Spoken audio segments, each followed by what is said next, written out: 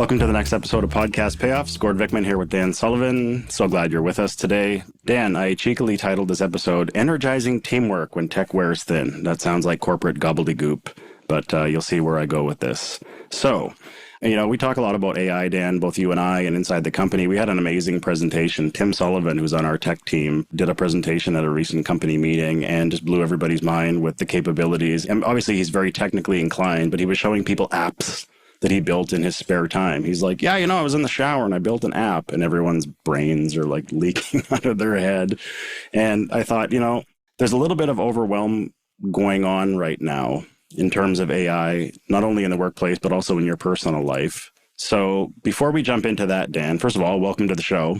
Thank you. I've really got in the groove with how I use AI, and I've gotten really, really good at it because I just picked a single format or interface with Perplexity. I'm sort of a one master dog, first of all, if I want to know anything about other things I could do, I won't do them, but I could do them. I just have 15 minutes with Mike Koenigs, and he tells me 15 possibilities. Mm-hmm. So I always know the smart human I would have to go. Even then, I'd keep Mike between me and the technology. That's your line, Dan, that I wanted to ask you about. Your line is, I always keep a smart human between me and technology. Yeah. Tell me more about that. What is gained and what is perhaps lost, if anything? First of all, the human brain is the most remarkable thing that ever got created in the history of whatever all of this is, from the beginning, because humans are not logical at all. I mean, we use logic. We use logic like we use math, but nobody goes around mathematicking all day. You use it when you want to make sure that there's more coming in than going out.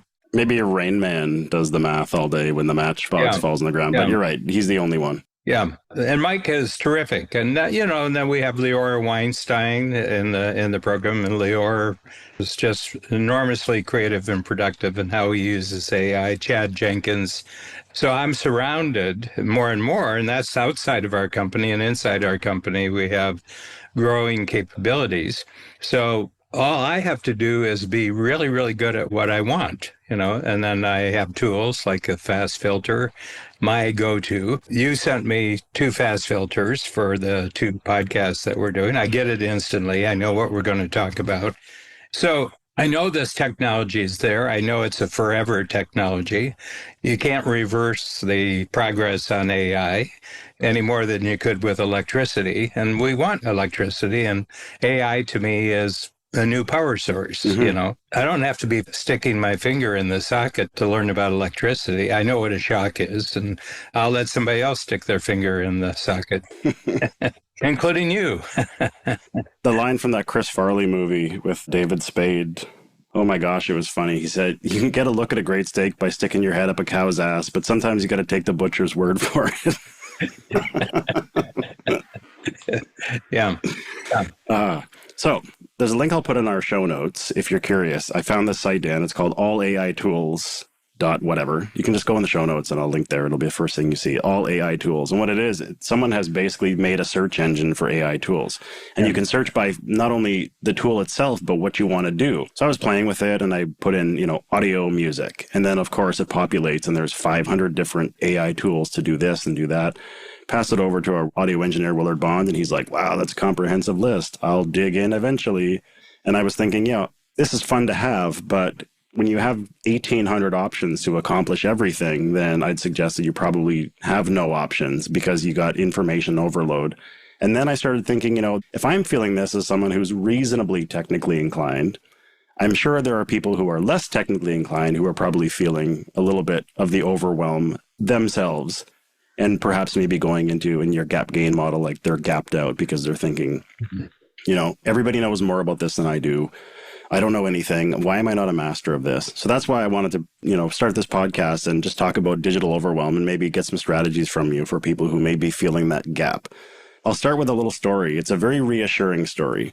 So if you are feeling like you've fallen behind, and if you hang out in spaces both online and maybe in person where people are really super smart and technically inclined, like we do, Dan, you said, like you mentioned Mike, you mentioned Leor, and so many of our coach members who are extremely technically inclined, wizards with AI and whatnot. I have a lot of friends who work in technology. I have friends who are in that space. So it's easy to fall behind, or to believe you're falling behind, rather. And then a few weeks ago, I got a phone call. Very dear friend, lifelong friend, lives down in London, Ontario, which is probably the closest major city south as you're going towards Windsor, Detroit area. And he said, I have something I got to tell you.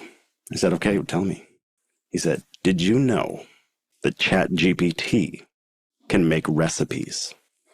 I said, tell me more about that. Not trying to be the wet blanket. I said, tell me more about that. Yeah. Tell me more. Sounds like this is important to you. Yes. The Chris boss. It sounds like this is important to you. Tell me more about that. He said, well, my buddy Jay, the cop. I said, yes, I know your buddy Jay, the cop. Good guy. He said, well, he had all this stuff in his fridge and he didn't know what to do with it. I think he had chicken. He might have had a pickle. Maybe he had some sauce and all this other stuff. So we put it into ChatGPT and he said, make a recipe with all this. And ChatGPT gave him a casserole recipe, and he made the casserole recipe, and it was delicious. So now I'm like, oh, okay, he's not being silly. And he goes, yeah, so if you have all this stuff in your fridge and you don't know what to do with it, just put it into ChatGPT, and it'll give you a casserole recipe. I said, okay, thanks for the hot tip.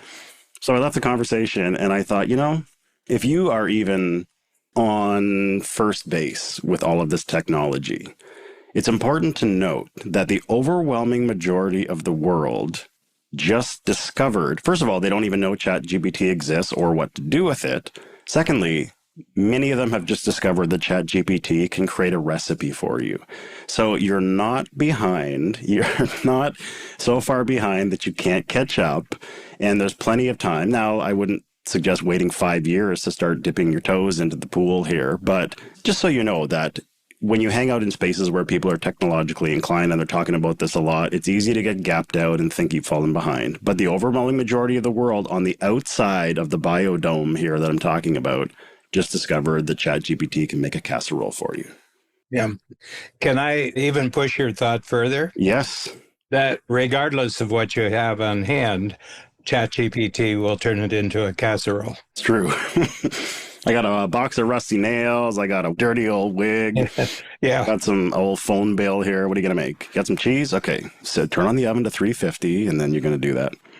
So, Dan, the average American worker, this is Reuters saying that the average American worker, this is knowledge worker. We're not talking about people who are fixing things that need to be fixed, like the light poles or a toilet. Average American knowledge worker uses 13 different apps a day. Many of them AI, some of them are, legacy apps, switching between them 30 times, losing an hour of productivity bouncing around. So Dan, more tools. Is this a productivity myth? We just need to add more tools and we'll be more productive, because clearly, according to this research, it's the opposite. My attitude toward this really triggered the book and the tool that we have of who, not how, so I dealt with this where what I've discovered is that in terms of internal teamwork at Strategic Coach, I bet almost anything I want to get done, there's somebody in the company who can get their mind around it a lot better than I can. They've done searches, they've done investigations, they've done experiments. And why would I spend any of my time doing anything except being really clear what I'm trying to achieve, and then I communicate this to the person who has these abilities, and they know where the other people in the company far more than I do. They're aware of other people's skills, knowledge, their experience of actually pulling off really great projects. So all I have to do is put out, this is the project that I want to achieve. It's really important to me. This is why it's important. And if I can't get a good result here, this is the price I have to pay if I don't achieve this. And when I get the solution to this, it does this, it does this, it does this, it does this. 5 will do it. I go away, and 3 or 4 days later, they've got the whole project finished for me. And that took me 15 minutes to write out my thoughts on a form. I type it out. I can send it as a PDF. But I'm not going to sit down with that person and talk to them until I'm very, very clear about what I want. This is what I want. This is what it looks like when I get it. And can you help me? And all this came from, going back a little bit, you talked about AI tinkering. So what is AI tinkering to Dan Sullivan? humans are really good at tinkering. They're far better than AI is at tinkering. And we've talked about this previously on podcasts related to AI, that the day that AI has been thinking overnight and has been really, really thinking about, what does Dan want? Now, I'm going to really surprise Dan in the morning because I've done all this thinking about something I know. Then I get real interested in where AI is going. And so far, I've seen no proof that AI does anything when I'm not interacting with it. It has done nothing while I was not paying attention to it. Okay. So what I'm beginning to realize, if I don't initiate it, it doesn't exist. It's funny, I was on Twitter, which is normally a pretty gross place, but people are posting things and they're saying, oh, Altman tried to shut off GPT and then it tried to download itself onto an external server. Like you can picture it oozing out of the server like slime. Yeah. And then people are asking, Grok, is this true? And it's like, this is exaggerated. So there's kind of like fear mongering and people are trying to scare everybody right now saying that, we are entering the Terminator 2 zone, but I don't think we're there quite yet where AI has an emotion. And if it says it's going to be turned off, then it tries to find an escape route. Maybe we'll get there one day. They've made many movies about it. Yeah, I think we're into an infinite process of AI not getting there. Yeah. So Dan, set some guardrails for those who maybe they heard what you said about tinkering and they're like, okay, I want to tinker like that. I want to make sure that I have goals in mind perhaps, or maybe no goals in mind. But if you're going to start tinkering with these programs, how could an entrepreneur make sure that they're not attempting to solve a problem that they don't even have? I'll give you an analogy of a different type of situation, which I think it's a metaphor. I'm setting this up as a metaphor. But in New York City, right where the park starts, Central Park, and this is over by what's called Columbus Circle, there's the Time Warner building, very impressive skyscraper, actually a good-looking skyscraper. And on the ground floor, there's this huge escalator that goes down into the basement.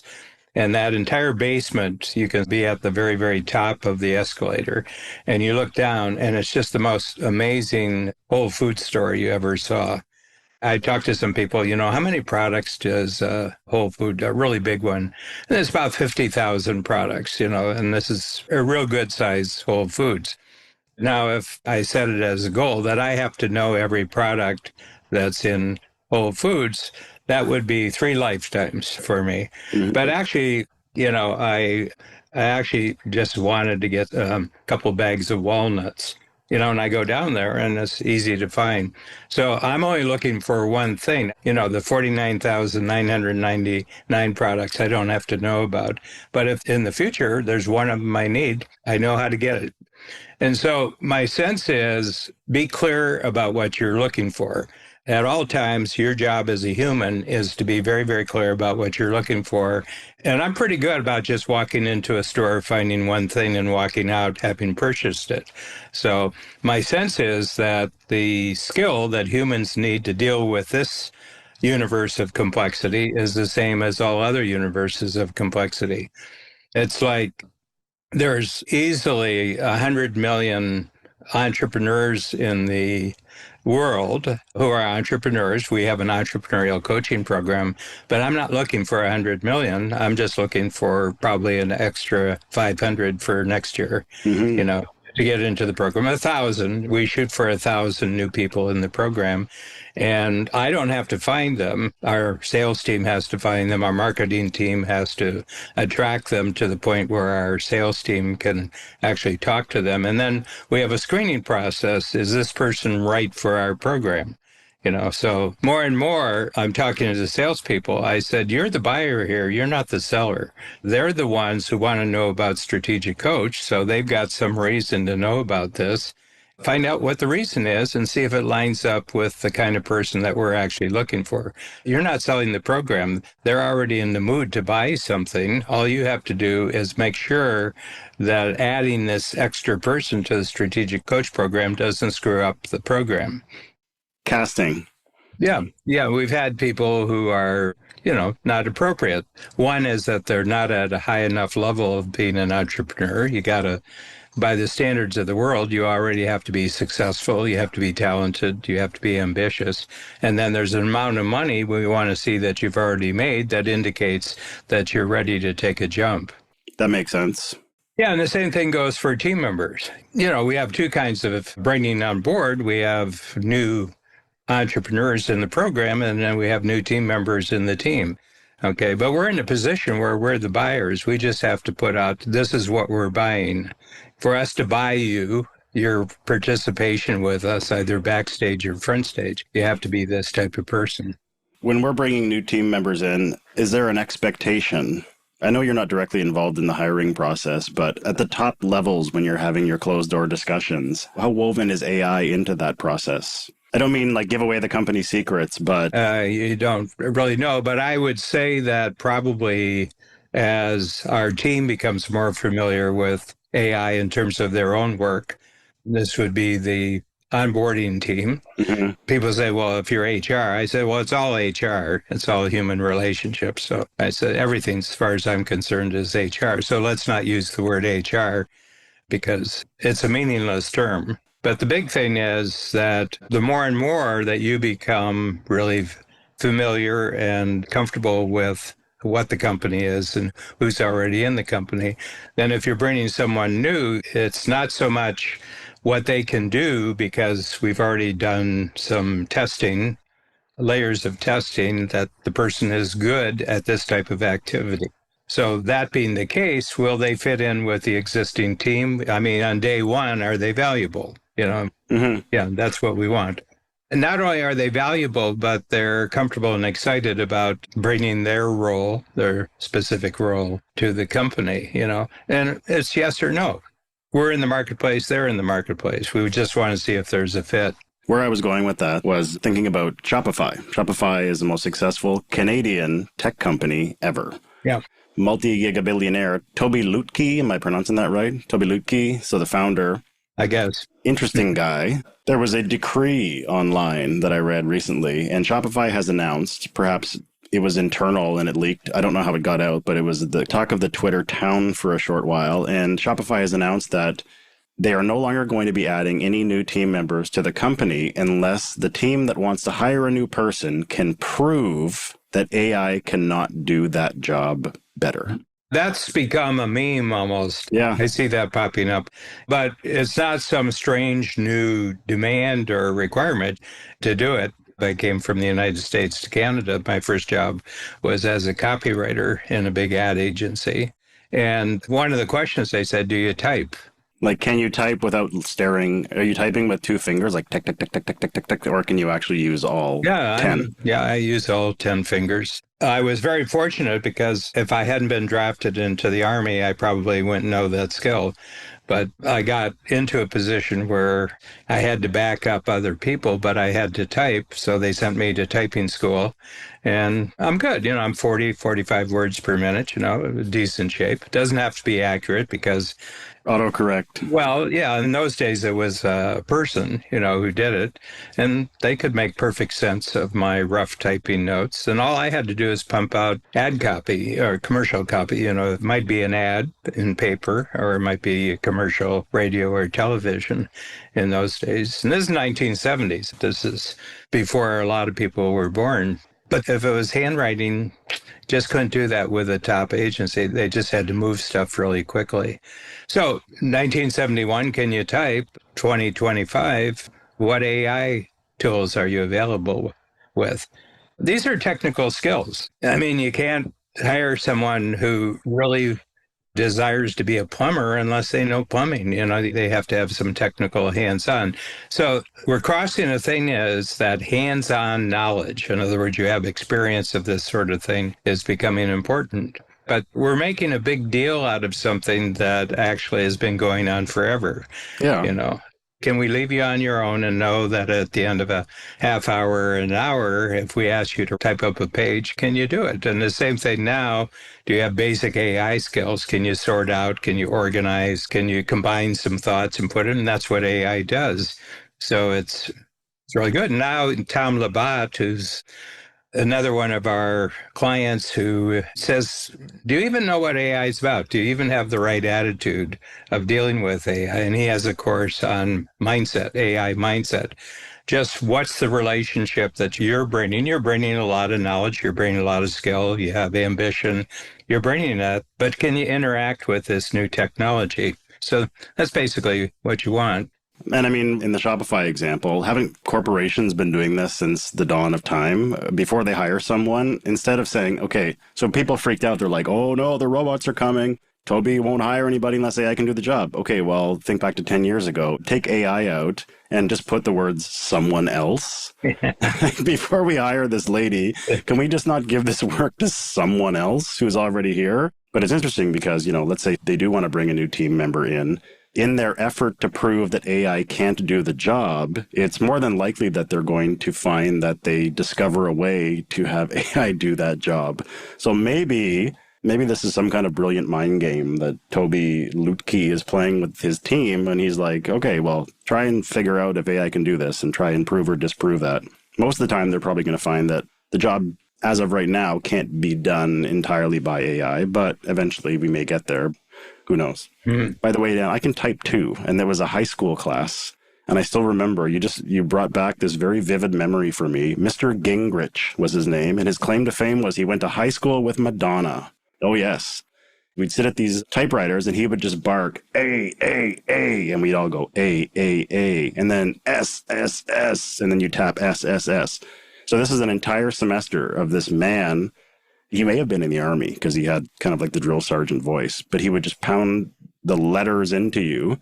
And that's what it takes. The human brain, all it takes. This is muscle memory with enough repetition of saying T, T, T, and then hitting it. Now, many decades later, I can type, and I still remember that. That's knowledge. I soaked that in as a teenager, and even now to this day, I can put a blindfold on. I know exactly where the W is. I don't even have to look at it. I don't know if that's a course that's being taught in schools these days. Just before we came on and started the podcast, I have a recording.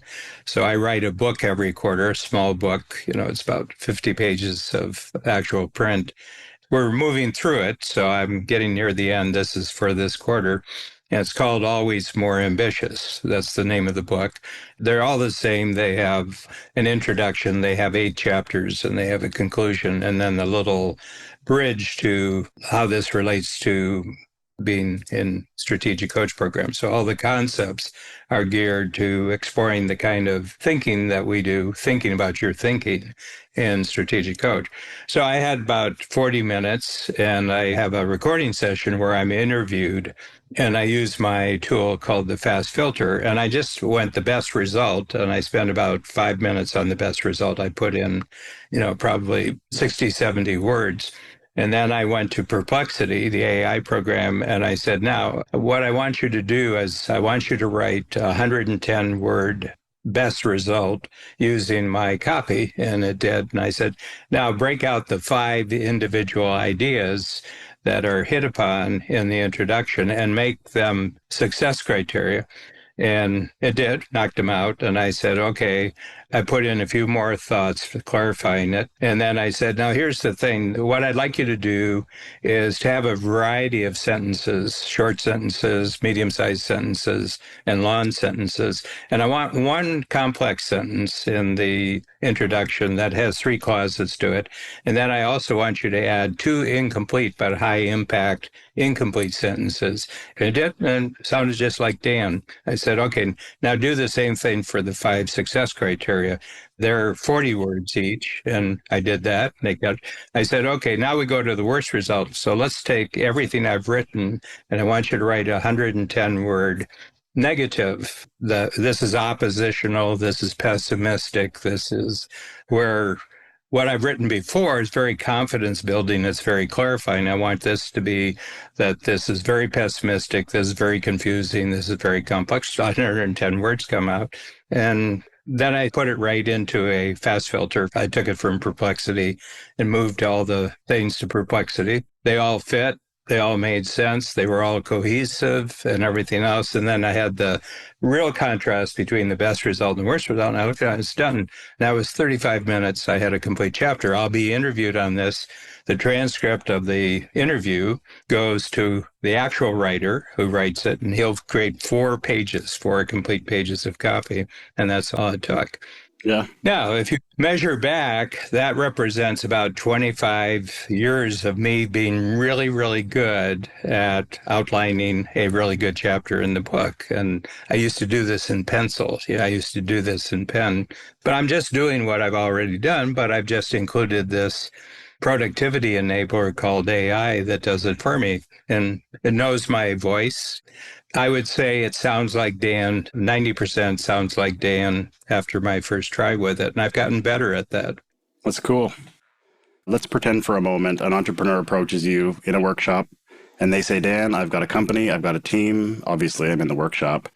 We're a bit scattered. We're a bit overwhelmed. We have these tools that we know we can work in. We have some resistance. People aren't sure what's going on. How do I get all this organized? Because you seem to have it figured out, not only with the way you do tinkering and the way you do sort of, goal-oriented AI usage, leaving everything else to the team. If you could sum that up and put a little bow on it, what advice would you give to that entrepreneur who doesn't quite know the next steps in terms of how to integrate AI into their company in a meaningful, thoughtful, and in a way that would not freak people out?